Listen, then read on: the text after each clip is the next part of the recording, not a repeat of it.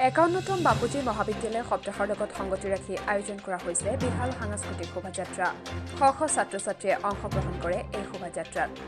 ৰাজ্যৰ প্ৰতিখন বিদ্যালয় মহাবিদ্যালয়সমূহত ইতিমধ্যে বাৰ্ষিক খেল ধেমালি আৰম্ভ হোৱা দেখা গৈছে।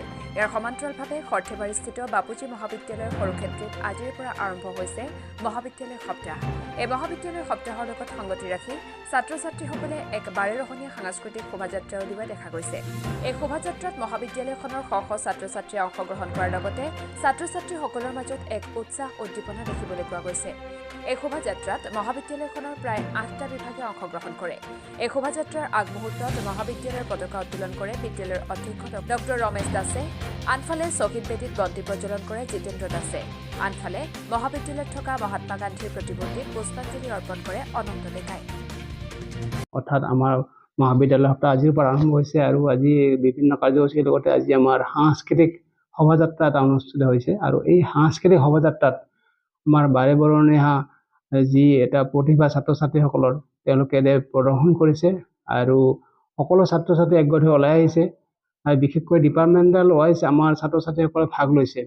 গতিকে ৮-৯টা দলে আমাৰ এটা অংশগ্ৰহণ কৰিছে আৰু সকলো ছাত্ৰ ছাত্ৰী শিক্ষক কৰ্মচাৰী সকলোৱে অংশগ্ৰহণ কৰিছে। আৰু আমি আশা ৰাখিছোঁ আমাৰ এই মহাবিদ্যালয় সপ্তাহৰ যোগেদি আমাৰ মহাবিদ্যালয়ৰ যিটো ঐতিহ্য সাংস্কৃতিক যিটো পৰম্পৰা আমাৰ যিটো একতা আমাৰ যিটো ঐতিহ্যমণ্ডিত মহাবিদ্যালয়ৰে আজি ৫৩ বছৰ বয়সৰ এই মহাবিদ্যালয়খনৰ যি গৰিমা অটুট থাকিব আৰু ছাত্ৰ ছাত্ৰীসকলে এই ক্ষেত্ৰত আগুৱাই আহিছে আৰু ভৱিষ্যতৰ প্ৰজন্মই ইয়াৰ পৰা বহুত কথা শিকিব পাৰিব আৰু তেওঁলোকে উৎসাহিত হ'ব। আৰু এই উদ্দেশ্যে আমি এই সাংস্কৃতিক শোভাযাত্ৰাটো আজি আৰম্ভ কৰিছোঁ।